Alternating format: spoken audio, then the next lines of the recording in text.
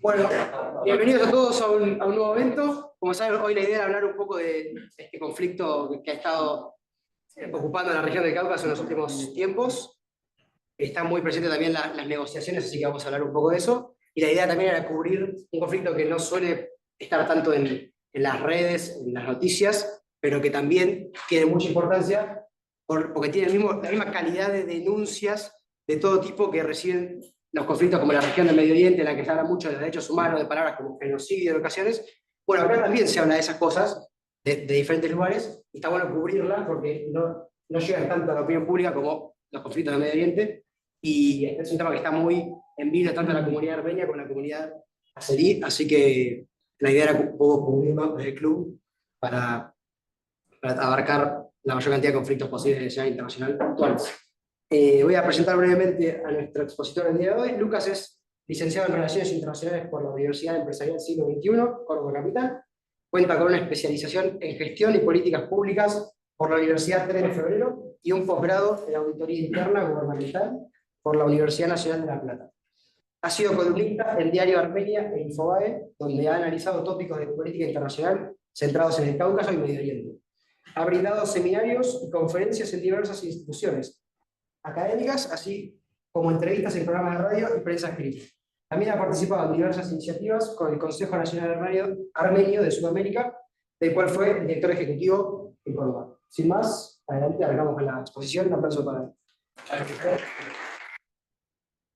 Bueno, muchísimas gracias por la invitación y como decía en la presentación Facundo, a quien agradezco nuevamente la convocatoria. Lo que vamos a tratar de hacer acá es un resumen del conflicto, ¿sí? Ubicarnos geográficamente en primer lugar, dar algunos temas puntuales, después profundizar rápidamente, llegar a la actualidad, que es el conflicto y el tema que nos convoca hoy, que es de Nagorno-Karabaj, entender el rol de estos actores que están en juego en este conflicto, obviamente Armenia, la situación de Nagorno-Karabaj, Azerbaiyán, Turquía, Irán y otros actores que entran a jugar en este conflicto, que la verdad es demasiado complejo y en 50 minutos vamos a tratar de dar los puntos principales para después abrir un espacio que va a ser lo más interesante de debate, consultas y preguntas. En algunos momentos me voy a tratar de detener un poquito más y en otros un poco más rápido para no perder tiempo y optimizar de la mejor manera posible el tiempo, ¿sí? En primer lugar, hacemos el fe de ratas. Acá, Magíster en Administración y Políticas Públicas, Universidad de San Andrés, no es el caso, sino lo que muy bien mencionó Facu, pero varía la aclaración, me parece, para que todos sepamos. En primer lugar, yo les voy a presentar un mapa, me parece... Está prendido, y no lo pasamos acá, más simple y ya. El mapa. El anterior, a ver, otro más, este. En primer lugar, nosotros vamos a ubicarnos geográficamente, ¿sí? Entender de que esto es la actual Armenia, esto es la actual Armenia, acá tenemos Azerbaiyán, acá al sur de Armenia tenemos Irán, de este lado Turquía, y hacia allá Georgia, y un poquito más arriba tenemos a Rusia. Antes de adentrarnos ya en la realidad geopolítica, que es el tema que a nosotros nos convoca, vamos a ir con algunos datos de la historia, ¿sí? 1453 se crea el Imperio Otomano, ¿sí? Los armenios vivían, ¿sí?, como otras minorías más, como otros pueblos más, adentro de lo que era el Imperio Otomano. El Imperio Otomano que abarcaba parte de África, parte de Medio Oriente, parte de lo que hoy es el Cáucaso, es decir, tiene una extensión territorial por demás importante, y parte de los Balcanes en Europa.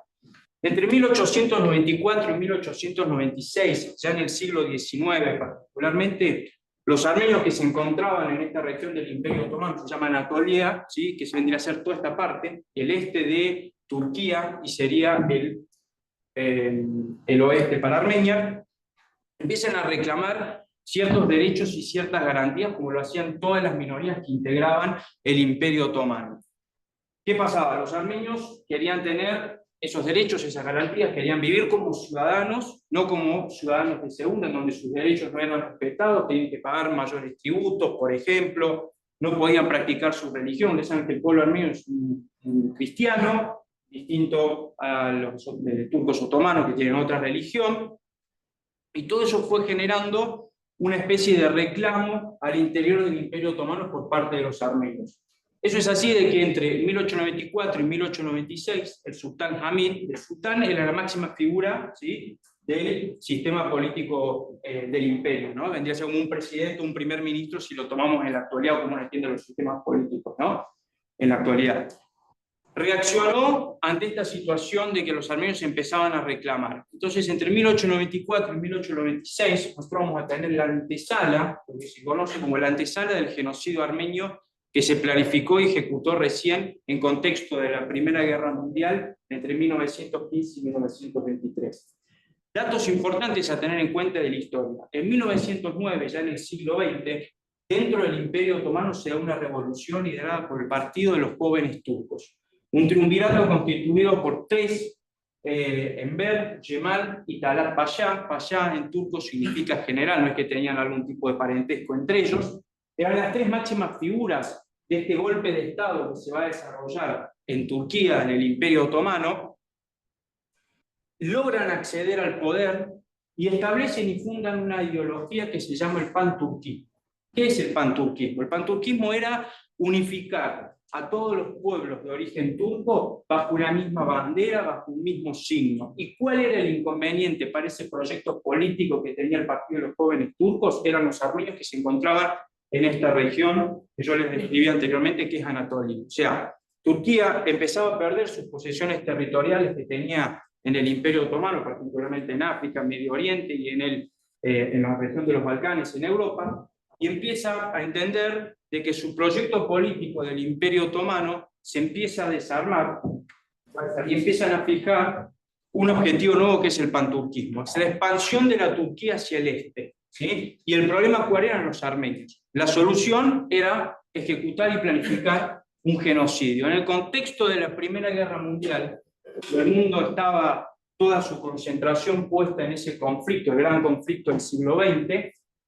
El gobierno turco planifica y ejecuta la masacre de 1,5 millones de armenios, ¿sí? Son algunos datos de la historia que no voy a profundizar, pero vale la pena aclararlos para poder entender y ir más rápido a la actualidad. Datos importantes a tener en cuenta: en 1918, mientras se desarrollaba el genocidio armenio, Armenia logra ser un Estado independiente. Armenia nunca había tenido un Estado, el pueblo armenio nunca había constituido su Estado, había tenido reinos, habían estado bajo dominación persa, bajo dominación turca, como veníamos mencionando anteriormente, pero nunca habían logrado ser un Estado independiente. El 28 de mayo de 1918, hace un poquito conmemoramos otro aniversario de esa gesta, logramos ser un Estado independiente, con una estructura política, con un régimen parlamentario, con elecciones transparentes, es decir, toda una novedad para una región que los valores de la democracia recién están empezando a llegar en los últimos años, ¿no? El voto universal, la participación de la mujer en la vida política, 1918, estamos hablando ya más de 100 años atrás, ¿correcto? Otro dato a tener en cuenta, que el genocidio continuaba, su planificación, su ejecución. La independencia de Armenia le garantizaba tratar de proteger a parte de esa población que ya constituía un Estado, que es esto que nosotros estamos viendo acá. Sin embargo, en Turquía empieza a surgir otro movimiento nuevo, que es el movimiento kemalista, de Kemal Atatürk, ¿sí? Kemal Atatürk es el fundador de la Turquía moderna. La Turquía que nosotros hoy conocemos, ¿sí? O sea, el Estado turco que hoy nosotros conocemos es creado por Kemal Atatürk, ¿sí? Porque se disuelve el Imperio Otomano después de la Primera Guerra Mundial, de la Guerra de los Imperios, la disolución de todos los imperios, y surge la Turquía moderna. ¿Qué va a hacer esta Turquía moderna? Va a continuar con esta política que nosotros veníamos mencionando anteriormente, va a instalar el negacionismo. El negacionismo es justamente una política estatal de negar de manera sistemática lo que había ocurrido entre 1915 y 1923 con respecto al genocidio armenio, y comienza esa política que se mantiene hasta la actualidad, y cuando lleguemos al presente vamos a profundizar y detenernos un poquito más. ¿Qué sucede con este Estado armenio que habíamos creado o se había fundado en 1918? Dura apenas 30 meses, 2 años y medio, y deja de existir porque la avanzada del régimen kemalista, con toda su estructura y su aparato militar, ponía en jaque la existencia y la seguridad del pueblo armenio que se encontraba en este territorio que nosotros tenemos acá. Eso que genera de que Armenia, de manera voluntaria, ¿sí? Cuando digo voluntaria, sin la obligación, entrega el poder a lo que iba a ser años después la Unión de Repúblicas Socialistas Soviéticas. O sea, entre la espada y la pared de la avanzada turca, encontró de alguna forma la posibilidad de encontrar algún tipo de seguridad bajo ese régimen. Otro dato importante a tener en cuenta, el 10 de agosto de 1920, ¿sí?, cuando Armenia era un Estado independiente, se firma el Tratado de Sèvres. Participan en ese tratado un conjunto de actores, otros estados más, y particularmente Armenia, en la cual a Armenia se le otorga 161.000 kilómetros cuadrados de territorio. Hoy Armenia apenas tiene 30.000 kilómetros cuadrados de territorio. Se le reconoce como un Estado independiente con todas sus estructuras, pero sobre todo le dan la posibilidad de tener salida al mar, algo que hoy Armenia y en la actualidad no lo tenemos, ¿sí? Saben que cualquier Estado que tenga salida al mar le permite y le brinda seguridad, comercio, estabilidad, ante cualquier situación humanitaria, mayor accesibilidad y acceso a todos los recursos.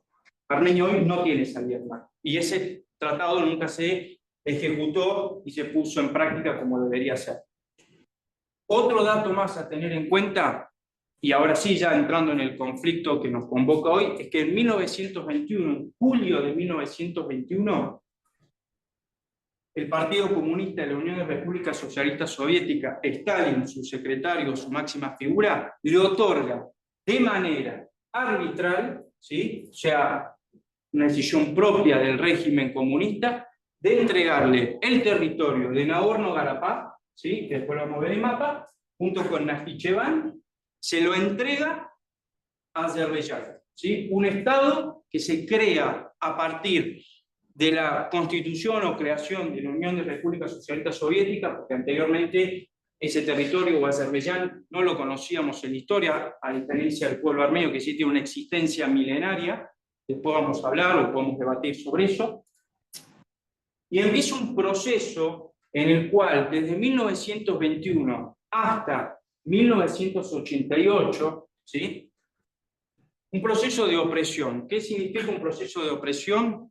Que permanentemente la población que vivía dentro del territorio de Nagorno-Karabaj, el otro mapa, si podemos, que lo tenemos acá en rojo, ¿sí?, esto es Nagorno-Karabaj, la población que vivía dentro de ese territorio, ¿sí?, que está bajo dominación del régimen azerí, ¿sí?, o la República Socialista Soviética de Azerbaiyán, porque Azerbaiyán también era parte de la Unión de Repúblicas Socialistas Soviéticas, es oprimida, no puede practicar su religión, su idioma, su cultura. Un dato importante a tener en cuenta es que más del 70% de la población de Nagorno-Karabaj, ¿sí?, durante esos 70 años era armenia, ¿sí? No era una población, no existía población azerí, no existía prácticamente, una minoría prácticamente ínfima. Autodeterminación de los pueblos, podemos introducir ese concepto y después debatirlo si ustedes saben. Con lo cual, ¿por qué hablamos más de 70 años? Porque recién en 1988, ¿sí?, en un contexto en el cual la Unión de Repúblicas Socialistas Soviéticas, con su secretario, Mikhail Gorbachev, su último secretario del Partido Comunista, introduce dos grandes reformas, una de tipo económico y otra de tipo político. Me refiero a la perestroika, ¿sí?, cuando hablamos de económico, y a la glasnost, mayor transparencia política, cuando nos referimos ya a las reformas de tipo político, ¿sí? Esas dos reformas tuvieron un impacto muy fuerte en Armenia, pero sobre todo la reforma de tipo política. Esa transparencia y esa posibilidad de buscar democratizar la Unión de Repúblicas Socialistas Soviéticas, que ya estaba prácticamente agonizándose, le permite a la población de Armenia salir a manifestarse y buscar que este territorio sea restituido a la República de Armenia, ¿sí? Empieza el movimiento, lo que se conoce como el movimiento de Nagorno-Karabaj, ¿sí? Es un movimiento nacionalista, ¿sí?, de los armenios que vivían dentro de Armenia. 1 millón de armenios aproximadamente salieron a manifestar en Yerevan, capital de Armenia, en la Plaza de la Ópera, una plaza sumamente emblemática e importante en Armenia, exigiéndole al régimen soviético la restitución de este territorio que históricamente le pertenecía a los armenios. ¿Y por qué hablamos que históricamente le pertenecía a los armenios? Porque los armenios vivieron por años en ese lugar, porque los armenios construyeron sus estructuras religiosas, culturales y hasta políticas en esta región del mapa que nosotros estamos comentando, y donde no hay otros elementos que permitan decirle que este territorio no era parte de Armenia, porque de hecho, en la República del 18, que anteriormente comentábamos, Nagorno-Karabaj era parte de esa república que tenía 70.000 kilómetros cuadrados de territorio. A partir de esos movimientos que se empiezan a generar en el año 88, Azerbaiyán reacciona, obviamente no a favor de lo que los armenios estaban reclamando y exigiendo, y comienza a atacar la región de Nagorno-Karabaj, ¿sí?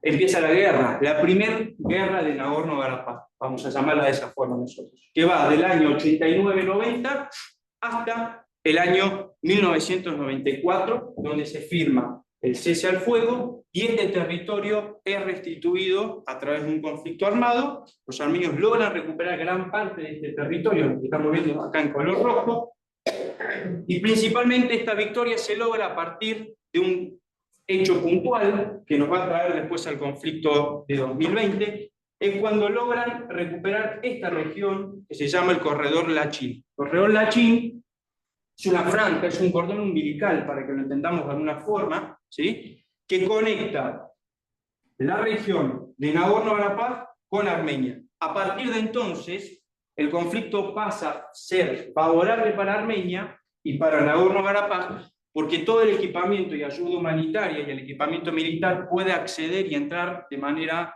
efectiva en territorio de Nagorno-Karabaj, ¿sí? Entonces el corredor Lachin, que se logra recuperar en mayo de 1992. Eso le da una mayor posibilidad a Armenia, logra la victoria, ¿sí? Porque aparte de eso, y la ventaja que teníamos nosotros, los armenios, era que conocíamos muy bien el terreno. La geografía de Nagorno-Karabaj es una geografía absolutamente montañosa. Es un terreno que hay que conocerlo para poder desarrollar los conflictos. Estamos hablando de un equipamiento militar totalmente distinto al que hoy nosotros conocemos. No habían drones, no habían tanques enormes, era lo que existía dentro de lo que era el régimen soviético y lo que había quedado del régimen soviético para poder desarrollar ese conflicto. Pero la ventaja estaba dada desde ese lugar principalmente.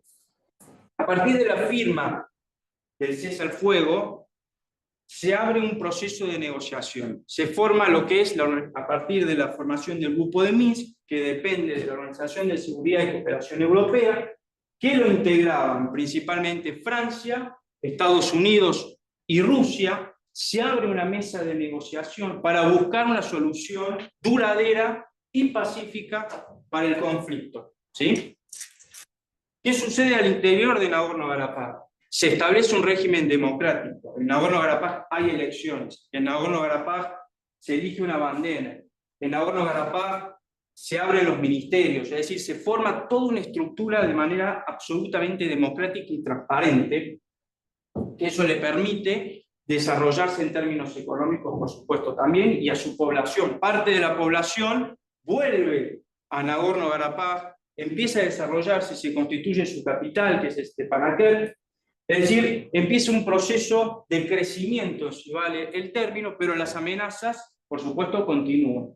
Desde el 94 hasta el 2020, que es donde se desarrolla la segunda guerra de Nagorno-Karabaj, suceden una cantidad importante de violaciones de este acuerdo de cese al fuego. ¿Qué significaba el acuerdo de cese al fuego? Que ninguna de las dos partes podía atacar, ¿sí? Pero sin embargo, Azerbaiyán, de manera continua, ¿sí?, desarrollaba escaramuzas militares, nosotros decimos de esa forma, son pequeños ataques estratégicos para ver si la guerra volvía a resurgir. Eran pruebas, eran mecanismos por los cuales Azerbaiyán amenazaba cuando venían las negociaciones, en la ronda de negociaciones del Grupo de Minsk.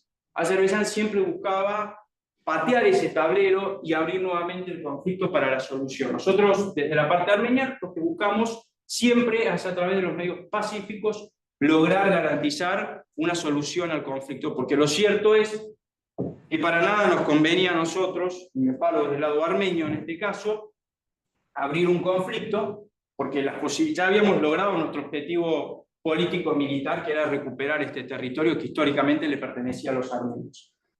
¿Qué sucede en Azerbaiyán durante este proceso? ¿Sí? Yo no me voy a detener mucho en los procesos políticos que se dan en Azerbaiyán, pero sí es importante mencionar algo. Azerbaiyán tiene un recurso absolutamente estratégico y necesario, que es el petróleo y el gas. Azerbaiyán se da cuenta de esto, el mundo sabe que Azerbaiyán tiene este recurso estratégico, pero principalmente Europa lo sabe. Europa necesita de ese recurso. Y ustedes saben muy bien de que el principal abastecedor de lo que son los recursos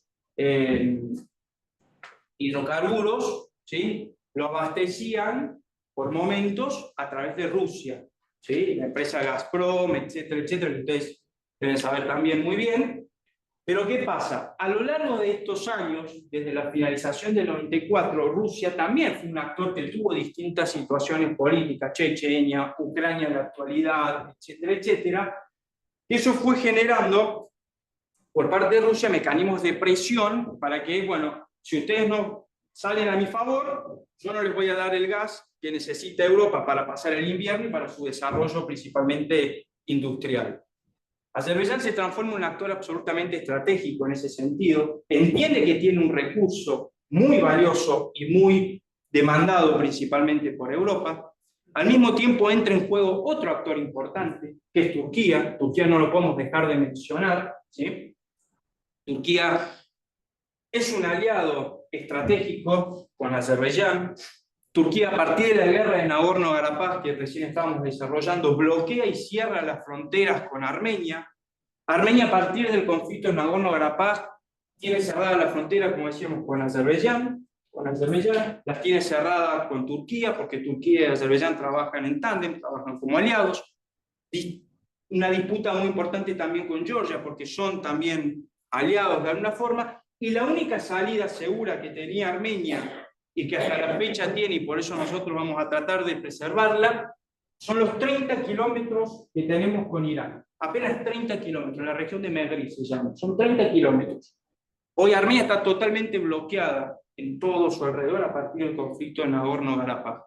La otra imagen que tenemos, esto. Esto muestra parte de lo que yo venía mencionando recién. Este es un oleoducto, el BTC. BTC, Bakú, Tiflis, ¿sí? Ceyhan, Puerto Mediterráneo en Turquía. Rodea todo Armenia, pasa por arriba de Armenia, ¿sí? A su vez hay una enorme cantidad de líneas férreas que se están construyendo alrededor, porque esto todo va cercando el conflicto. Esos son todos mecanismos de presión y son los intereses extrarregionales que hay en este conflicto. Esto lo voy mencionando para que podamos contextualizarlo y no solo entender el tema del genocidio armenio y Nagorno-Karabaj como hechos aislados, sino que hay distintos intereses que entran a jugar en esta región y particularmente en el conflicto en Nagorno-Karabaj. Fíjense que si vamos un poco más allá, podemos incorporar todo lo que es Siria, Irak, Irán, ¿no? Todos temas de la agenda del siglo XXI, ¿no? ¿Qué pasa en estas distintas violaciones del cese al fuego? Nunca la guerra llega a escalar al nivel que escaló en 2020. Previo a eso, 2016, si nos detenemos, se da la guerra de los 4 días, así la llamamos nosotros, dura 4 días exactamente un conflicto ya que tiene otro nivel, ya no es un contacto de algunas horas, de algún intercambio de armamento de ambas partes, sino un conflicto que dura 4 días, donde Azerbaiyán logra algún tipo de avance, pero Nagorno-Karabaj continúa bajo control de Armenia y de la población de Nagorno-Karabaj. Esto puede ser alguna especie de alerta temprana, lo podemos llamar. 2020, ¿qué sucede? Azerbaiyán crece exponencialmente, ¿sí?, su Producto Bruto Interno a lo largo del siglo XXI, fruto de este recurso estratégico que nosotros estamos hablando. E invierte el 4% de su Producto Bruto Interno en armamento. ¿Sí? La cantidad de petrodólares que ingresan a Azerbaiyán, el 4% tal vez nos parece poco, el 4%, pero habría que ver los números que significan dentro de su Producto Bruto Interno, el 4% que destina para el armamento, en esa carrera armamentística que desarrolla Azerbaiyán, por supuesto con el respaldo de Turquía, ¿sí?, y con la colaboración de otros actores también extrarregionales que le proveen de ese armamento. ¿Qué sucede en 2020? En 2020 el mundo entramos en pandemia, Supuestamente Naciones Unidas había dicho de que no se podían desarrollar, en realidad nunca se pueden desarrollar los conflictos, pero particularmente en pandemia, bajo una crisis humanitaria mundial, era mucho más difícil y más perjudicial para la población y para la humanidad que se desarrolle un conflicto. Estábamos tratando de buscar la solución a una enfermedad, a una pandemia, y encima íbamos a abrir un conflicto. Bueno, Azerbaiyán hizo oídos sordos de eso y abrió fuego de manera unilateral el 27 de septiembre contra Nagorno-Karabaj. Cuando digo unilateral, es que arrancó con un ataque a gran escala. No como la guerra del 2016 de los 4 días, ni como las otras escaramuzas que menciono yo, que fueron contactos de algunas horas de un enfrentamiento militar. Esto ya era una guerra. El 27 de septiembre Azerbaiyán ataca directamente. En realidad, antes de septiembre del 2020, entre julio y agosto, ataca una región de Armenia, que es Tavush. Tavush se encuentra, el mapa, a ver, acá. Tavush se encuentra por acá, más o menos, ¿sí? Es el norte de Armenia. Ataca el territorio armenio, no ataca Karabaj primero. ¿Sí? Y eso es lo peor de todo, de lo que hizo Azerbaiyán. Atacó directamente la soberanía de un Estado reconocido, a diferencia de Nagorno-Karabaj, que no tengo ningún problema en mencionarlo, que hasta la fecha no había sido reconocido. Pero Armenia sí, atacó un Estado. Sin embargo, el mundo no dijo absolutamente nada con respecto a ese ataque en un contexto de pandemia y demás. Eso sucedió entre julio y agosto. Pero ya en septiembre, como decía anteriormente, el 27 de septiembre, arranca la guerra a gran escala. Azerbaiyán utiliza un equipamiento militar de avanzada. ¿Sí? Mucho de ese equipamiento militar se lo proveía, o se lo provee Israel. Israel necesita de un recurso estratégico que tiene Azerbaiyán. Ustedes saben que Israel no tiene ni petróleo ni gas, recién ahora está encontrando algunos recursos en el mar, pero Azerbaiyán le garantiza ese recurso. E Israel obtenía también una presencia territorial, ¿sí? En una región que es absolutamente estratégica, que es el sur de Azerbaiyán, frontera con Irán, donde operan los servicios de inteligencia para ver los movimientos que genera el régimen iraní. Ustedes saben que Israel e Irán, y hace poquito lo vimos también, están en plenas disputas, un conflicto que en cualquier momento puede volver a gran escala. Ya vuelvo a introducir otros actores extrarregionales que tienen que ver con el conflicto y con la actualidad. ¿Sí? Vuelvo a repetir, no es Armenia, Karabaj y Azerbaiyán, es Armenia, Karabaj, es Azerbaiyán, es Turquía, es Irán, es Israel, es Rusia, es Europa. En todo esto es un gran juego, es un tablero donde hay distintos intereses y preferencias, en donde la parte humanitaria claramente no es un factor en la mesa de negociación, y me refiero a los armenios en particular, y no poniéndonos en un lugar de víctimas. A su vez, en todo este proceso de este conflicto, un dato muy importante a tener en cuenta es la guerra de Ucrania, que yo mencionaba anteriormente con la necesidad del gas. Fíjense ustedes que a partir de la guerra de Ucrania, Rusia le deja de proveer este recurso estratégico, los armenios empiezan a buscar nuevamente respaldo en Europa con respecto a la solución de toda esta guerra y todo este desarrollo que se está dando en la región. Sin embargo, la región, o el conflicto mejor dicho, no entra en la agenda de Europa de la manera que tendría que haber entrado o ingresado. ¿Por qué? Porque Europa necesitaba del gas y del petróleo que tiene Azerbaiyán para proveerle, porque desde Rusia no les estaba logrando su ingreso. Lo cierto es que la guerra esta, que dura 44 días, se la llama la guerra de los 44 días, que va del 27 de septiembre hasta principio de noviembre, Armenia y Nagorno-Karabaj pierden la guerra, es decir, lo que se había recuperado en el 91, los armenios pierden. Azerbaiyán utilizaba drones, atacaba a población civil de manera totalmente arbitraria. Ustedes saben que en los conflictos hay que tratar por lo menos de que la población civil no sea el objetivo, digamos. Armenia no logra tener respaldo de la comunidad internacional. Azerbaiyán continúa con su avance y se van perdiendo posesiones territoriales absolutamente estratégicas, como ser la que yo anteriormente les mencionaba, de Lachin y el corredor que une Armenia con Nagorno-Karabaj. Cuando perdemos ese territorio, Azerbaiyán pasa a una situación de ventaja absoluta, porque ya Armenia no le podía prestar ningún tipo de cooperación, ni equipamiento humanitario, ni militar, ni de ningún tipo. Se firma el cese de las hostilidades, Rusia entra a tener un protagonismo con la posibilidad de que garantizaba de alguna forma la paz, se abre una mesa de negociación, pero lo cierto es que Azerbaiyán está en una posición de total ventaja, aprovecha todo esto, parte de los armenios se tienen que ver que estaban en Nagorno-Karabaj, se tienen que desplazar, se produce una situación de refugiados totalmente desfavorable para Armenia, porque no tenía la estructura para poder sortear de manera positiva esta situación. Azerbaiyán no tiene ningún tipo de reparo con respecto a la población civil, continúa sus ataques, utiliza armamentos prohibidos, que son las bombas de racimo. Ustedes saben que la bomba de racimo está prohibido por la comunidad internacional, son bombas que justamente, como la palabra lo indica, se tiran y se expanden por mucha distancia y hacen una destrucción enorme. Azerbaiyán utiliza armamentos prohibidos y la comunidad internacional hace oídos sordos de esa situación.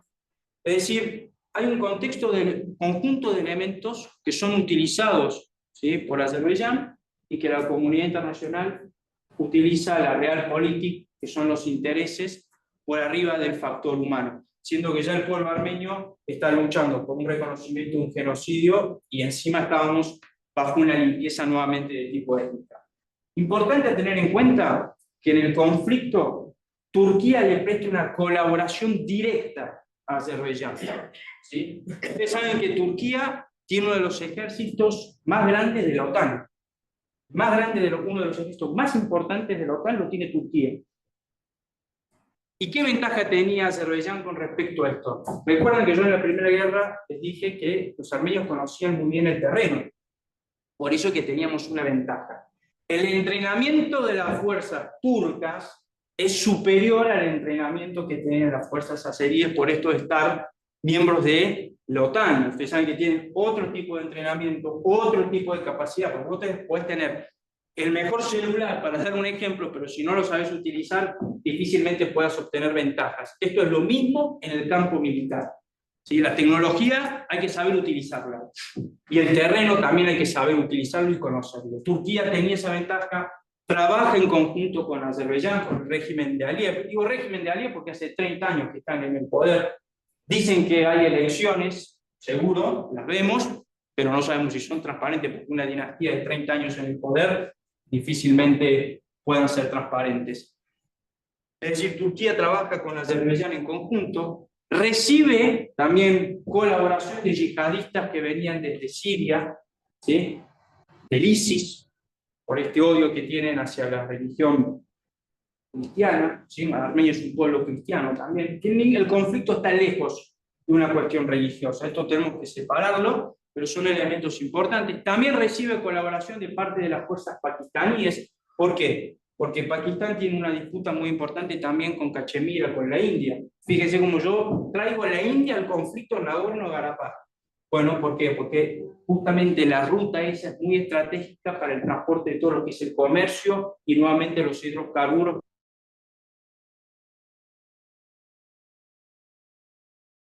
El conflicto no termina siendo favorable para Armenia. Armenia se ve entre la espada y la pared nuevamente, empieza a perder Nagorno-Karabaj parte de sus territorios. Rusia entra como un actor garante de la paz. Sin embargo, desde la parte armenia buscan una paz discutible, porque significaba ceder parte del territorio. En la actualidad está esta disputa, se están desarrollando situaciones en Armenia en la actualidad, en la agenda diaria, con respecto a este tema. Sin embargo, en el 2023, Azerbaiyán pone quinta a fondo. Es decir, dice, esto hay que terminarlo, porque generaba presiones desde el 2020, desde la finalización de la guerra de los 44 días, presiones constantes para que Armenia se retire, Nagorno-Karabaj deje de existir, y así llegamos hasta el 2023, donde Azerbaiyán avanza con todo, y la situación armenia, sin el respaldo ya del gobierno actual de Armenia, sin una estructura militar posible para poder sortear otra guerra, con una enorme cantidad de víctimas que se había desarrollado en la Segunda Guerra de Garapá. Hay imágenes, yo la verdad no las traje porque no es la idea, pero hubo una limpieza étnica importante ejecutada por parte de Azerbaiyán, había mutilaciones, maltratos, prisioneros políticos hasta en la actualidad que se encuentran en territorio azerí. Ustedes saben que son todos elementos del derecho internacional que no lo debería realizar un Estado, sin embargo Azerbaiyán lo hace, y yo les pregunto a ustedes, ¿ustedes ven tapa del diario estos temas? Yo no lo veo. No están en la tapa de los diarios estos temas. No hay conflicto más importante y uno menos importante. Cuando está el factor humano, creo que todos los conflictos deberían estar en el mismo nivel. ¿Sí? La agenda internacional tiene ciertas preferencias por los intereses que venimos mencionando recién. Cuando Azerbaiyán avanza, Armenia y Nagorno-Karabaj no tienen otra respuesta más que, por un lado, Azerbaiyán exigía la disolución de la República de Nagorno-Karabaj. Disolución significa que la República de Nagorno-Karabaj deje de existir. Y eso se da a partir del 1 de enero del 24. 1 de enero del 24, previo firma de un decreto, se disuelve la República de Nagorno-Karabaj, previo a la disolución de todas sus instituciones, previo a la exigencia de que la población que se encontraba en Nagorno-Karabaj, fíjense esto, debía someterse al régimen constitucional de Azerbaiyán, es decir, dejaban de ser población armenia para pasar a ser dependientes de un régimen que había ya ejecutado una limpieza étnica, donde los armenios son su principal enemigo. Esto voy a hacer una aclaración muy importante. El presidente Aliyev, ¿sí?, que hace 30 años está en la familia, como anteriormente mencionaba, en alguna de sus declaraciones dijo abiertamente a la prensa internacional que los armenios de las diásporas eran y somos su principal enemigo. Fíjense el odio racial, la armenofobia, introdujo estos conceptos, ¿no? Muy importantes tener en cuenta para entender el conflicto y entender esa situación política, porque el régimen de Azerbaiyán tiene ciertas incongruencias interior y necesita tener legitimidad a partir del triunfo de una guerra en Nagorno-Karabaj. Se disuelve la República de Nagorno-Karabaj, se disuelven las instituciones, los armenios de Nagorno-Karabaj empiezan a marchar, a refugiarse, a irse a Armenia. Armenia no tiene la capacidad de recibir a 150, 140 mil personas. Para nosotros puede ser un número insignificante, pero para una república de 30.000 kilómetros cuadrados, con poca capacidad operativa y sin el respaldo de la comunidad internacional, era muy difícil. ¿Dónde habitar a esas personas? ¿Qué trabajo darles? Estamos hablando de personas que perdían su patrimonio, que perdían su trabajo, niños que tenían que dejar sus juguetes, su espacio. O sea, estoy tratando de graficar todo un conflicto. Y no es solamente el conflicto, la guerra no es solamente el armamento y los actores, que hay personas ahí adentro, hay humanos, ¿sí? Con lo cual, se disuelve la república, los armenios se ven nuevamente forzados a ser desplazados y refugiarse en Armenia, como había pasado ya en 1915, que era el primer punto que había marcado en la charla. Estamos promediando el tiempo, ¿no? En la actualidad, el conflicto obviamente le fue favorable para Azerbaiyán, la república no existe más. Eso no quita de que la población y la diáspora continúa reclamando justicia por esto. En Armenia se están dando movimientos en contra del régimen político actual, por esta política de buscar la paz a cambio de ceder territorios, ¿sí? Que eso es muy peligroso porque Armenia tiene que tener seguridad, porque está rodeado de actores que permanentemente amenazan o buscan desestabilizar la República de Armenia y los intereses de Armenia. Juegan un conjunto de actores, como recién le mencionaba, y Armenia tiene muy poco para ofrecer en la actualidad frente a actores que tienen mucho poder económico y político y militar en la región. La mesa de negociaciones se está dando en el Consejo Europeo, y el Consejo Europeo, su máxima figura, Mitchell, que es el presidente, tiene intereses pro-azerís. Es decir, todos miran hacia Azerbaiyán como un actor que hoy se necesita por parte de Europa, fruto del conflicto que se está desarrollando también en Ucrania, fruto de los posibles o hipótesis de conflicto que se pueden dar en la región con Irán. Azerbaiyán tiene un valor estratégico. Azerbaiyán lo que busca también, aparte de la disolución de la república que lo logró por ahora, es tratar de unir a este territorio que teníamos. ¿Recuerdan cuando dije 1921 se cedieron dos territorios? Uno era Carapaz y el otro la región de Najicheván. No sé si lo mencioné. ¿Qué es esto que tenemos acá? Esto es Armenia. Lo que busca el régimen de Azerí es unificar este territorio que es Azerbaiyán junto con Carapaz, junto con esta región que tenemos acá, que es Najicheván. Y el problema es justamente Armenia, que se encuentra acá. Por eso el corredor Zanquezur, creo que con Facu habíamos comentado algo sobre esto, el corredor Zanquezur, que son estos 30 kilómetros cuadrados de territorio, que es la única salida que tiene Armenia. Fíjense ustedes la situación cuál sería. Armenia estaría totalmente aislada. No tendría bajo ningún punto de vista la posibilidad de salir por ayuda humanitaria, de tener relaciones comerciales, porque está cerrada su frontera con Turquía, está cerrada con Azerbaiyán, ¿sí?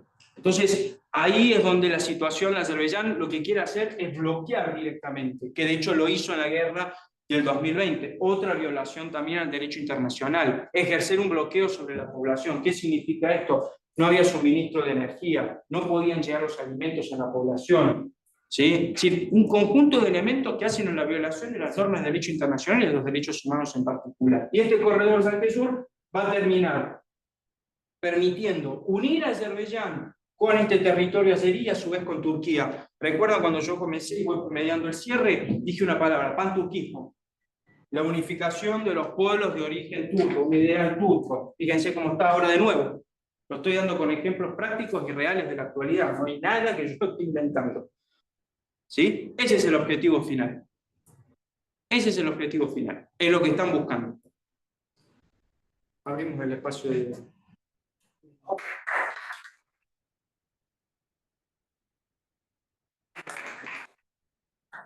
Excelente, 50 minutos clavados. Si ya vamos a abrir un par de preguntas, primero por este lado que está presencialmente, y también tenemos algunas de los que mandaron por formulario, pero si quieren comenzar o si quieren expresar la pregunta que mandaron al formulario de la mano y arrancamos, ¿verdad? ¿Qué chance ves hoy en día de que Armenia deje de existir? Y eso, no, Armenia directamente, no por una cuestión de mi identidad como armenio, ¿sí? No, puedo pararle desde dos lugares. De paro desde el lado analítico, eso no va a suceder, porque es muy difícil que una república que esté reconocida de manera internacional desaparezca. No conozco, tal vez me esté equivocando, con qué he estudiado y he leído, a la fecha no conozco república que sea reconocida que haya dejado de existir. Sí entiendo repúblicas que a lo largo de la historia, como dijimos, de la Unión Soviética, se anexaban a un gran sistema político, o conozco procesos de integración en Europa, pero no dejó de existir la República de Francia, ni Alemania, ni España. ¿Sí? Ahí eso es otro asunto y eso no va a suceder, porque es un Estado, vuelvo a repetir, está reconocido, tiene su mesa de negociación en Naciones Unidas, su postura, es un Estado, es un sujeto de derecho internacional, esa sería la definición, un sujeto de derecho internacional. Después verá cómo es su proceso de integración. Hoy es una república de estas características, el mundo y la política va cambiando, es dinámico, pero dejar de existir eso no sucedería. No sé, Elba, ¿cómo va a ser? Bueno, ¿crees que el pueblo armenio está tomado como en cuenta como pueblo reprimido, como en el caso de Palestina o como Kurdistán en Turquía? Bueno, Si se le podría considerarle en esa categoría, eso es lo que quiero preguntar. No lo tomaría como un pueblo reprimido porque creo que en la parte de la exposición dije, no me gusta pararme desde la parte de la víctima. Me parece que un pueblo que tampoco los palestinos se paran desde ese lugar, entiendo, ¿no?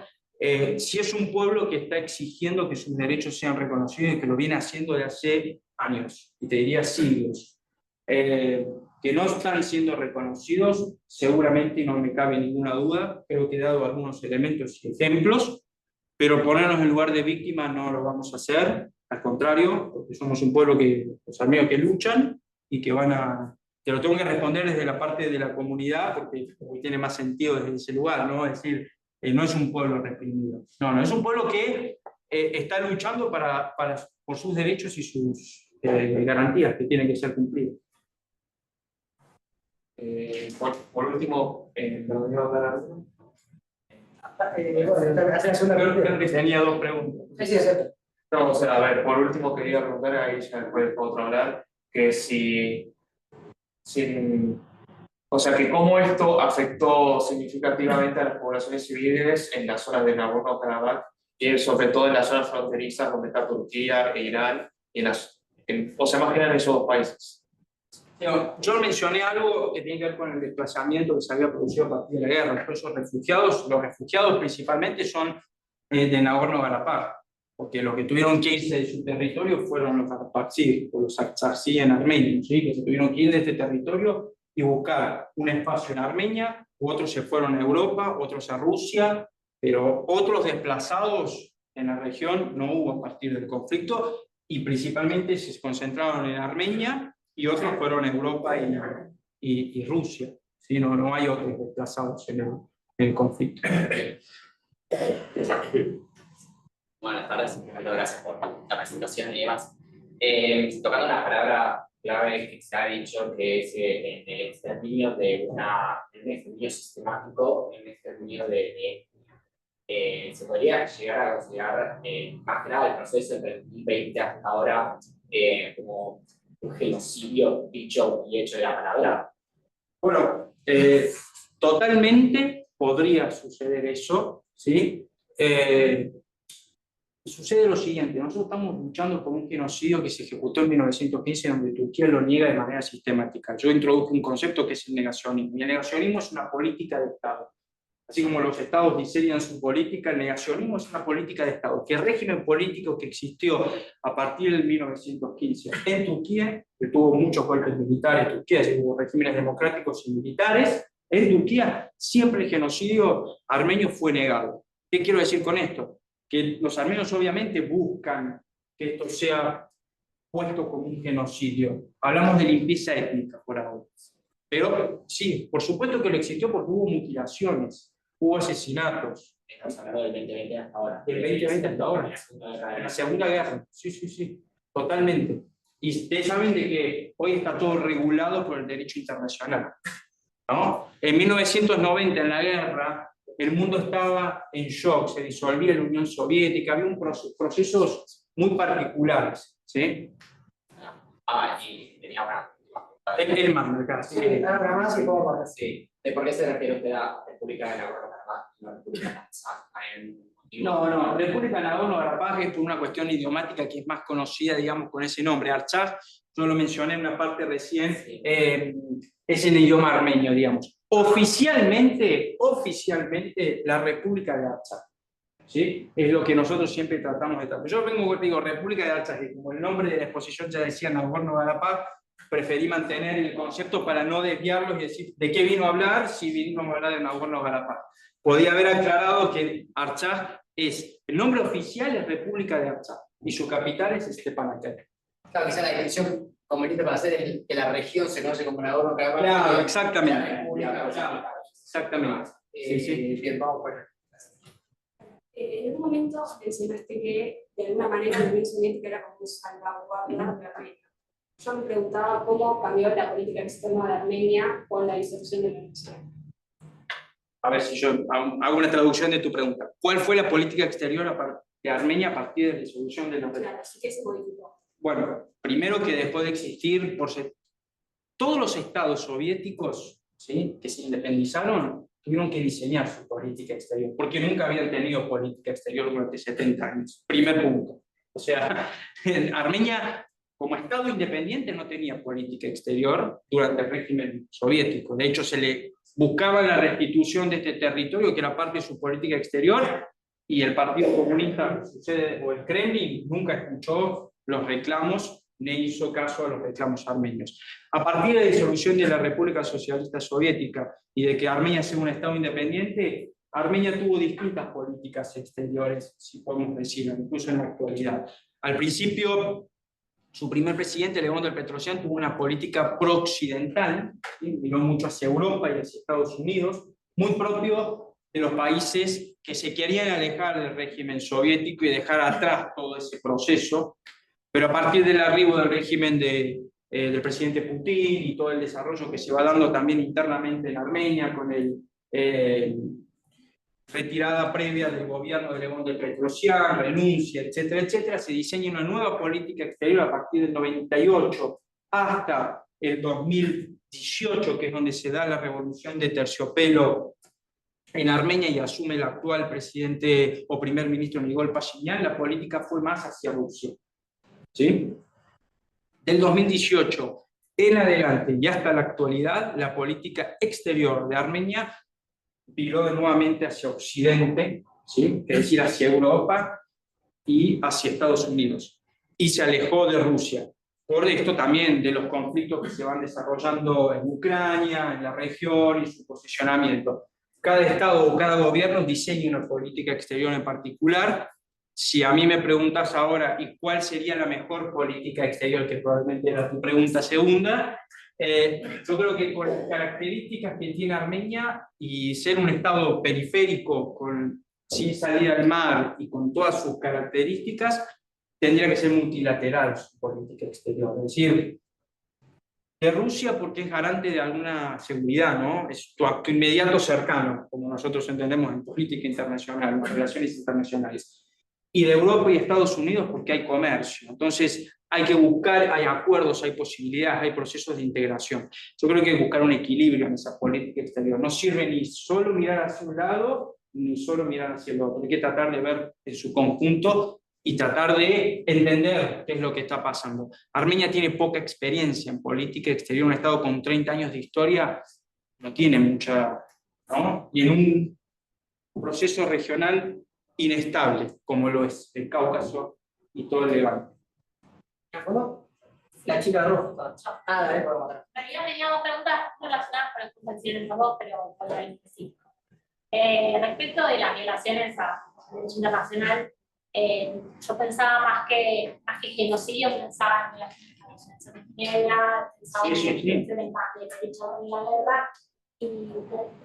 Propio de esto que digo, los crímenes de guerra, los prisioneros políticos. Investigando ahora la CPI, por ejemplo, en Gaza, si existe, entiendo que no es una investigación en curso, pero pasó en 2020 en adelante, si no. Sí, ahora el ex fiscal de la Corte Penal Internacional, Moreno Campo, ¿sí? Argentino, presentó importantes denuncias en la Corte Penal Internacional hablando justamente sobre todo. Estos son todos procesos que llevan mucho tiempo, pero lo importante es que se instalen. El hecho de que no se instalen de manera inmediata genera que el tiempo va borrando todos esos procesos, ¿sí? Pero también es importante que Armenia lo adopte como una política exterior y un poco va con lo que la compañera acá nos estaba diciendo, ¿no? Y yo mencionaba un poquito esta política exterior o cuáles son las preferencias de Armenia. El actual gobierno de Armenia pareciera tener una inclinación hasta pro-turca y pro-azerí para resolver el conflicto, diciendo de que esto le va a garantizar seguridad a Armenia. Rodeado de enemigos, perder soberanía y ceder soberanía no es la forma de garantizar seguridad, menos cuando de nuevo está la región de Tavush ahí en disputa, que es absolutamente estratégico. Fíjense, son 30.000 kilómetros cuadrados de territorio tiene Armenia, pero la frontera con Azerbaiyán y con Turquía es muy extensa y que tenemos que tener seguridad. Armenia también tiene firmado el acuerdo colectivo de seguridad con Rusia. Ahora no me sale de seguridad y no me acuerdo, perdón, tantos nombres y tantos datos, pero lo tiene OTCC. Lo tiene firmado también, y Rusia no intervino cuando se atacó la región de Tavush, que yo mencioné y dije, eso es soberanía, eso es territorio, es un Estado reconocido, pero ahí entran las preferencias y los intereses, porque también Rusia y Azerbaiyán tienen sus intereses y sus acuerdos. Y Armenia tiene poco que ofrecer, yo lo mencioné también, yo creo que tiene poco que ofrecer. Sí, hay una base en Gyumri, la zona esta.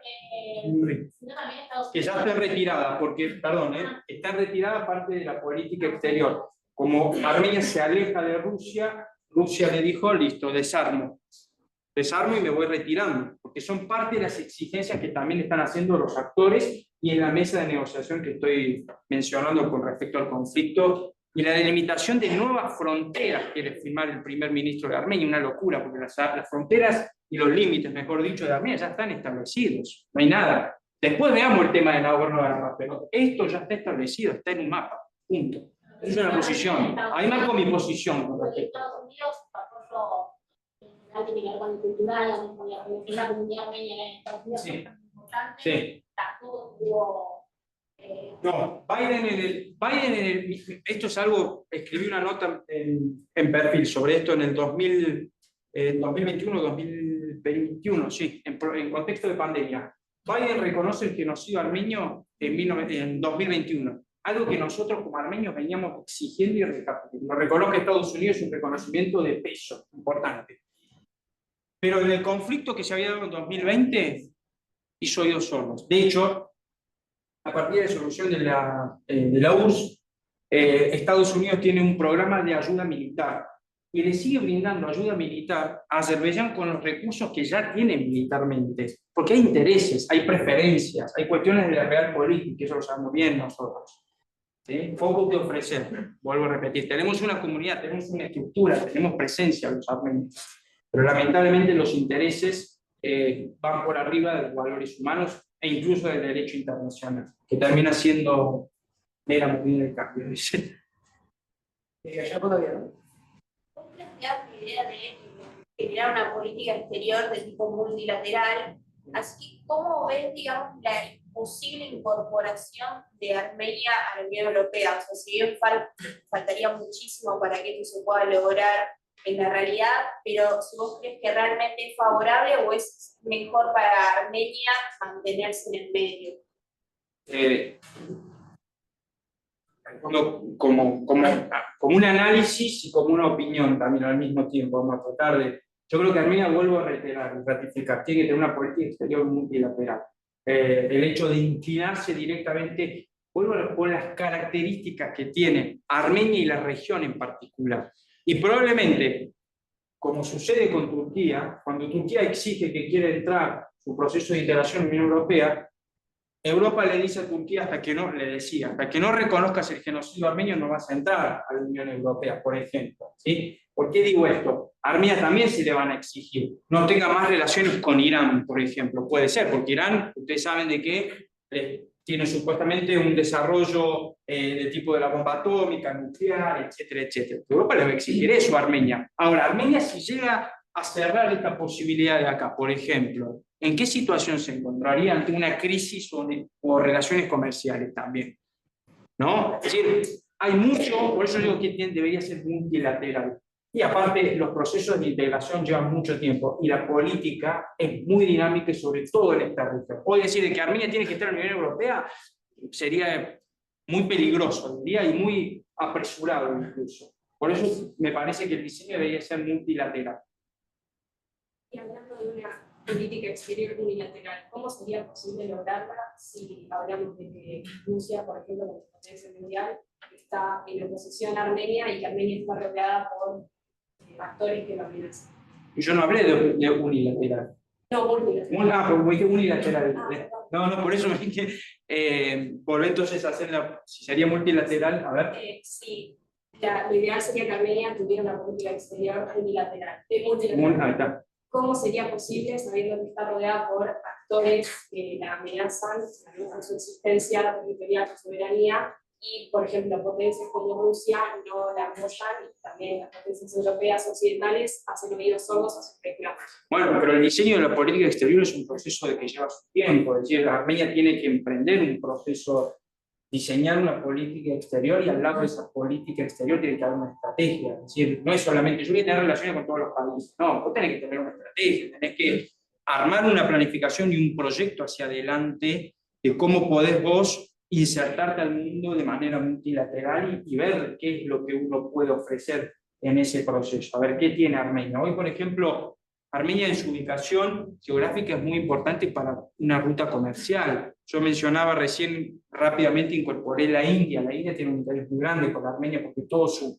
desarrollo comercial o su transporte puede darse alrededor de Armenia con líneas férreas, por ejemplo. Europa también lo puede desarrollar. Es decir, hay mucho por hacer en la región, pero la inestabilidad también genera mucha incertidumbre. Y esto de la inestabilidad genera mucha incertidumbre. ¿Por qué Europa muy preocupada por un conflicto en Nagorno-Karabaj en 2020? Porque los europeos y principalmente Gran Bretaña tienen muchos capitales invertidos alrededor de la explotación del petróleo. Y si se da un conflicto, todas esas inversiones también se podrían perder.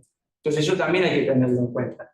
O sea, Por eso yo traté de incorporar muchas, como adentro, como una gran ensalada de fruta, digamos, y todos estos actores que entran a jugar y muy dinámicos, demasiado dinámicos. Lo de Ucrania nadie se lo esperaba, entró lo de Ucrania.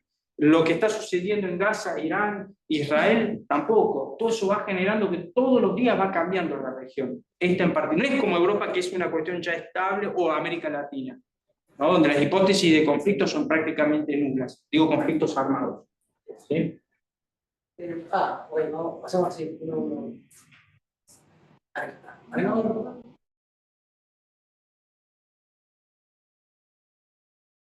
El gobierno armenio con la posibilidad latente de la invasión de Sangasur por parte de Azerbaiyán. Y otra pregunta es, ¿afectó en algo el fallecimiento reciente del presidente de Irán a las relaciones entre Armenia y Irán? No, respondo a la segunda y después vamos a la primera. La segunda, no, a ver, Armenia tiene relaciones con Irán, ¿sí? Las va a continuar teniendo a lo largo del tiempo. Existieron hoy hay una pausa, ¿sí? Fruto de la política exterior actual que yo mencionaba del primer ministro con Irán. No hay una política exterior tan cercana, que eso también tiene que ver, y esto es importante, la pregunta tuya.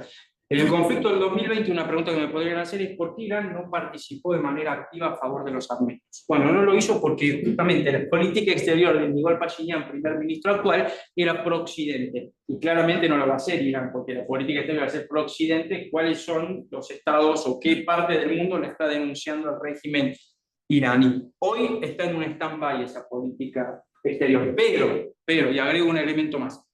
En la región norte de Irán, esto es Irán. ¿Cómo? Está Azerbaiyán del Este y Azerbaiyán del Oeste, que son dos territorios que están habitados en su mayoría por azeríes, ¿sí? ¿Cuál es la preocupación del régimen iraní? Que este territorio termine reintegrándose o integrándose, porque nunca fue parte de Azerbaiyán.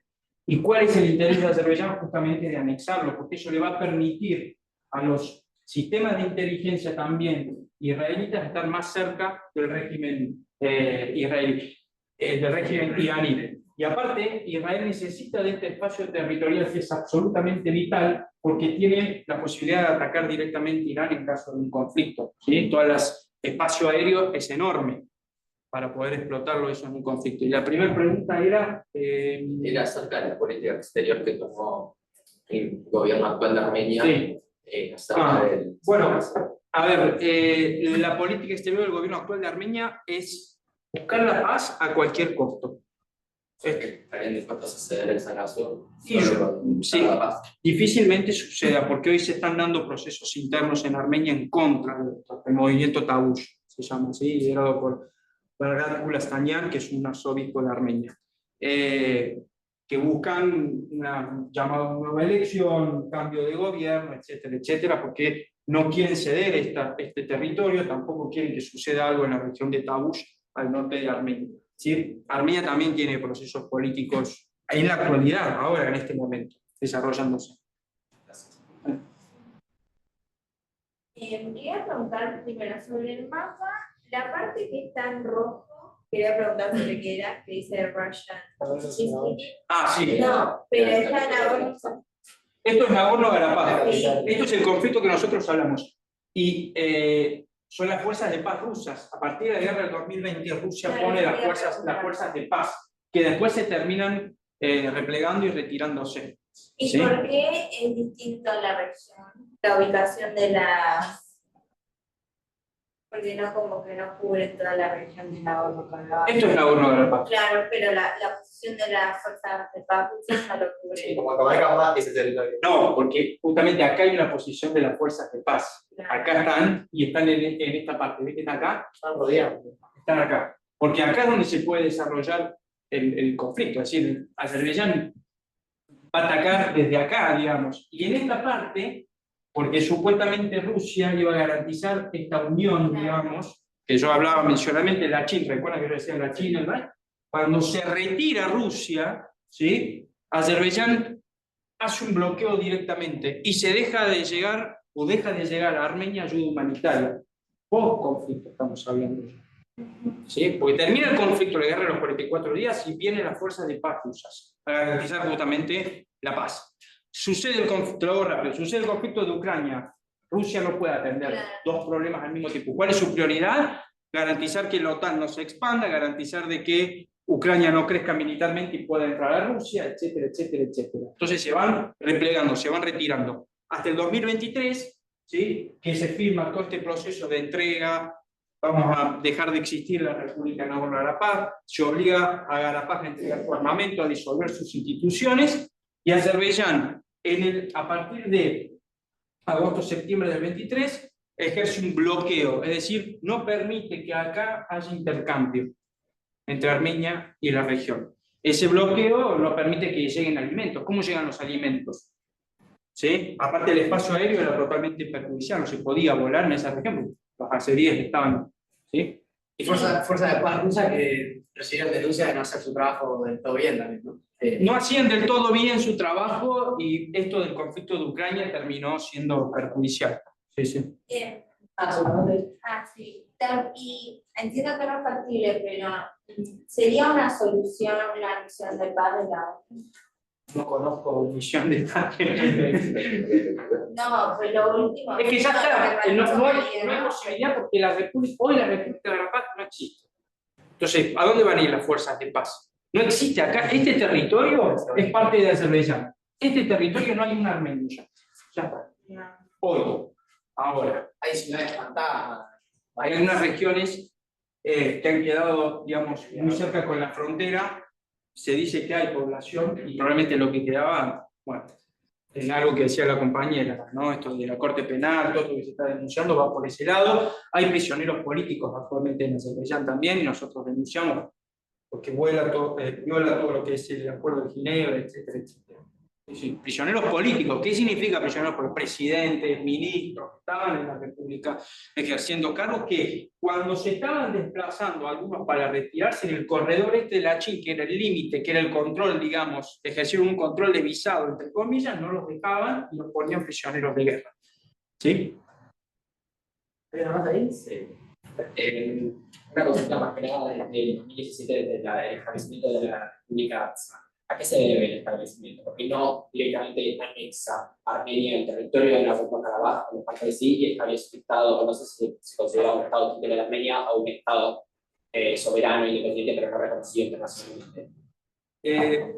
Si eso ejercía Armenia, en ese momento Armenia estaba en la mesa de negociación. Si llegaba a introducir o anexar, digamos, o unificar, como se decía en algún momento, eso iba a generar que el conflicto escalara, porque iba a haber una provocación directa para Azerbaiyán. Por eso es que eso no sucedió. ¿Tiene el objetivo final? Seguro. Seguro el anexo. Seguro, pero mientras tanto estaba... Aparte, a ver, no estaba anexada, pero dependía de todo el aparato militar, la moneda que utilizaba Nagorno-Karabaj era el TRAM, que es la moneda de la República de Armenia. Lo diferenciaba su bandera, su escudo, todo muy similar, ¿no? Todo muy parecido. Pero si pateaba el tablero de negociación que se daba en el grupo de Minsk que yo mencioné anteriormente. ¿Sí?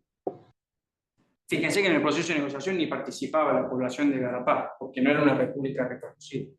Una más acá y ya hago dos más que tenemos acá para cerrar. Estaba pensando, ¿cómo pensar el futuro de este conflicto? Y la pregunta sería, en un futuro, ¿cuál sería un futuro optimista para Armenia? Un escenario optimista, ¿cuál sería? Y también un escenario donde no es optimista para Armenia en un futuro. ¿Cuál podría ser? La amenaza, yo mencioné en una parte de la amenaza principal, que es el escenario más perjudicial o peligroso para Armenia, es claramente que este tándem turco-azerí se profundice, ¿sí? Que Azerbaiyán logre su objetivo de unificar, no por negociación, sino por la fuerza, ¿sí? Que utilice todo su aparato militar, porque, vuelvo a repetir, escala un conflicto en Irán y esto es vital. Entonces, ahí es donde Azerbaiyán está haciendo su análisis también, ¿no? Entonces, ese es el peor escenario, ¿sí? Y que Armenia pierda parte de su territorio fronterizo hoy con Azerbaiyán. Ese es un escenario perjudicial y negativo. ¿Cómo reaccionaría la comunidad internacional? tengo muchas preguntas al respecto, porque no lo hicieron en tiempo y en forma, y pasó lo que pasó y está pasando. Y a futuro, algo positivo, ojalá que algún día la República de la Paz vuelva a ser parte de Armenia y que los armenios vuelvan a ese territorio que les pertenece. Por cultura, por historia, por identidad, y porque quienes tuvimos la posibilidad de ir lo pudimos ver. Bueno, para hacer dos que están interesantes, agrupo algunas de acá del formulario que ya te mandaban. Claro, y que la política exterior de Armenia sea multilateral y que no sea solamente hacia un solo sector, y que la comunidad internacional, esto es algo importante, que reaccione en tiempo y en forma. Armenia sola no va a poder resolver. Sí, porque por lo que planteaste vos, la veo sola, tipo Turquía. Bueno, es que no la veo, está, Israel. estoy dando los elementos. Todos, y hay uno. Estoy dando los elementos que no. Es tu conclusión y no la dije yo, ella la dijo él. Te hacían dos preguntas. La primera es una más concreta, que es algo hablaste, pero si querés para profundizar un poquito más, ¿cómo están viendo los ciudadanos de Armenia y Azerbaiyán las negociaciones? Sobre todo en Armenia creo que hay mucha oposición, pero ¿cuánta hay? ¿Qué otro partido político está ahí como alternativa? ¿Y cómo se ve, bueno, en Azerbaiyán esas mismas negociaciones? ¿Cómo lo están viendo las poblaciones de los dos países? Vamos a arrancar por Armenia. En Armenia, a partir de la guerra de Nagorno-Karabaj, primero, yo mencioné, en 2018 se da la revolución de terciopelo en Armenia, en la cual arriba al poder el primer ministro Nikol Pashinyan, de Contrato Civil, es el partido que hoy actualmente gobierna. Armenia tiene un régimen, hizo una reforma política allá por el 2016-2017 que incorpora un sistema parlamentario antes de la presidencial, ¿sí? Con la intención de abrir el juego y de que no haya solo un partido que esté ejerciendo en una población tan pequeña el poder político, digamos, es abrir el juego y un sistema parlamentario. Después existe el Partido Republicano, que históricamente gobernó del 98 hasta el 2018, que está liderado por el expresidente Robert Kocharyan, ¿sí? Estas serían las dos que integran también ese espacio Alianza Armenia se llama, que integran también otros actores políticos o otras fuerzas políticas también. Y la población de Armenia principalmente hoy está sumándose de a poco a este rechazo de la política que está ejerciendo Nikol Pashinyan, el primer ministro, con respecto a esto del movimiento Tavush que mencionaba recién, liderado por el arzobispo. Hay manifestaciones importantes en Armenia, el descontento va creciendo, pero también hay un discurso, digamos, desde el gobierno actual de Armenia, en decir de que hay que resolver el conflicto y la solución del conflicto nos va a permitir a nosotros un crecimiento económico, de las relaciones internacionales, etcétera, etcétera. Bastante cuestionable, porque para poder crecer económicamente en una región como esta hay dos elementos fundamentales: tener seguridad, porque si no hay seguridad nadie va a invertir nada, y en segundo lugar, tener a un líder político que entienda este gran juego. Si no se entiende este gran juego, es muy difícil ser presidente o primer ministro de un país en una región tan inestable como esta, para poder alcanzar los acuerdos de manera estratégica y poder ejercer esta política multilateral. Fáculo de Azerbaiyán. En Azerbaiyán, bueno, algo mencioné, la dinastía Aliyev, ¿no? La dinastía Aliyev, que surge a partir de la finalización del mandato de Mutalilov, que fue derrocado, digamos, que fue el último presidente de Azerbaiyán. De ahí en adelante lo sucede Aliyev padre y después Aliyev hijo en la actualidad. Denunció y dice constantemente discursos armenofóbicos, diciendo que los armenios son su principal enemigo, y la población en particular tiene una posición de que hay cuestiones que están irresueltas con respecto a los derechos humanos, pero se conoce poco sobre eso. Azerbaiyán goza de importantes cantidades de recursos económicos fruto de los petrodólares, y eso hace una política interna donde puede manejar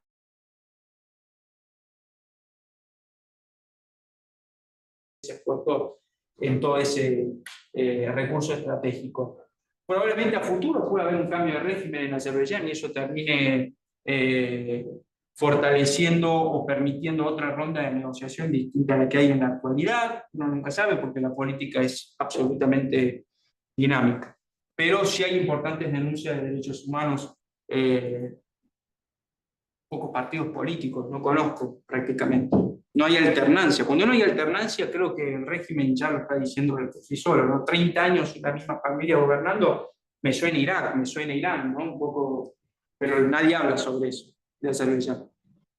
Bueno, y para ponerle fin, hay una pregunta que se repetía bastante en relación a por qué crees que, bueno, que es un poco conocido este conflicto, que las injusticias en la historia repetidas contra la comunidad armenia, contra el pueblo armenio, van silenciadas, que no hay mucha memoria por ellas. ¿Cuánta memoria crees que va a haber por estas injusticias surgidas en la República Artsaj hacia el pueblo armenio que vivía allí?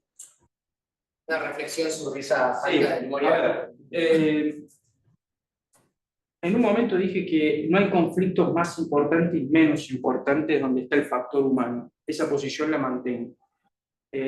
Por eso voy a tratar de responder alejándome del conflicto armenio y diciendo lo siguiente: no es el único conflicto que el mundo no habla. Hay otros conflictos más, por ejemplo en África, ¿sí?, que no se hablan. Para dar un ejemplo, África, podemos hablar de otros más también. Sí, China, Tíbet y demás. Entonces, hay muchos conflictos que no están en la agenda internacional porque hay una real, vuelvo a insistir, hay una real política, hay intereses. Y en particular con lo armenio, porque lo armenio tiene muchas cuestiones históricas que no están resueltas, que tienen que ver con el genocidio. Hoy Armenia es un Estado independiente, pero no tiene definida un poco su política exterior, no es un país que ha logrado su desarrollo de la manera en que lo han logrado otros estados con características similares. Tiene una diáspora que tiene otros intereses también, es decir, hay otros elementos en este conflicto, ¿no? La diáspora tiene una posición distinta con respecto a lo que pasa en Armenia muchas veces, y el gobierno de Armenia tiene una posición distinta, y faltan acuerdos, todo eso también va generando algún tipo de dificultad para resolver los conflictos, pero lo cierto es que la comunidad, ustedes verán, los 24 de abril, que es la fecha de conmemoración del genocidio, se hace una marcha, o sea, hay un trabajo continuo por preservar nuestra identidad, nuestra historia, nuestra cultura, y por esta cuestión del conflicto Nagorno-Karabaj. La verdad que el conflicto Nagorno-Karabaj a la comunidad le pegó mucho, hablando mal y pronto en ese sentido. ¿Por qué? Porque venimos con una mochila del genocidio, y nos sucedió algo que para nosotros era un orgullo nacional, haber recuperado este territorio y garantizarle a la población su restitución, su vida en paz, etcétera, etcétera. Así que hay muchos desafíos por delante, pero creo que estos espacios, y que como jóvenes nos formemos en estos temas y se abra el espacio, eso es lo más valioso de todo. Yo quería mostrar una imagen para finalizar. Sí, eso. Sí. Yo lo mencioné, vamos a mostrar esta, genocidio cultural. Es otro elemento y ya voy terminando. Esto es acá está la iglesia, ahora vamos a ver la imagen de la iglesia. Esto es una iglesia armenia, ¿sí? Así quedó la iglesia, no quedó la iglesia, ¿no? Después de que Azerbaiyán anexa este territorio Nagorno-Karabaj. Esta era la iglesia. Yo tuve la posibilidad de estar ahí. Hoy esto no existe. Genocidio cultural, que también está penado, ahí la compañera hablaba de derecho internacional, ¿no? Son categorías que nosotros tenemos que tener presentes, porque esto es patrimonio de la humanidad y está puesto de esta forma según la UNESCO. Y nadie habla de esto, ¿eh? Yo no estoy diciendo que el cristianismo no estoy haciendo un debate sobre la religión, hay que respetar todas las religiones, como respeto todos los conflictos, ¿sí? Pero esto es un genocidio cultural, es borrar la historia y la cultura de un pueblo. Y es lo que pasó en 1915 con el genocidio armenio en la parte donde vivían los armenios en Anatolia. La imagen siguiente y yo cierro. Continuamos con la otra. Creo que había una más que le había pasado. A ver. Una más que había pasado, me parece si no la buscamos acá. Sí, la de comparado con la Sí. No importa, si no la mostramos. Yo le había pasado a Fabián una imagen, la explicamos a la imagen y después. La imagen que ven arriba, acá dice 1915 y abajo 2023. ¿Por qué traje para cerrar esta imagen? Un poco por lo que se está abriendo de debate ahora. 1915 son las largas caravanas de la muerte del genocidio armenio. 2023 es la población de Artsaj buscando la manera de poder salir de ella. 1915, 2023. 118 años. Vuelve a repetirse la historia. Creo que todos mencionaron un poco de esto. Por eso yo quería finalizar con esta imagen que nos sintetiza un poco la poca empatía de la comunidad internacional con respecto al conflicto en Nagorno-Karabaj y al genocidio armenio en particular. ¿Razón?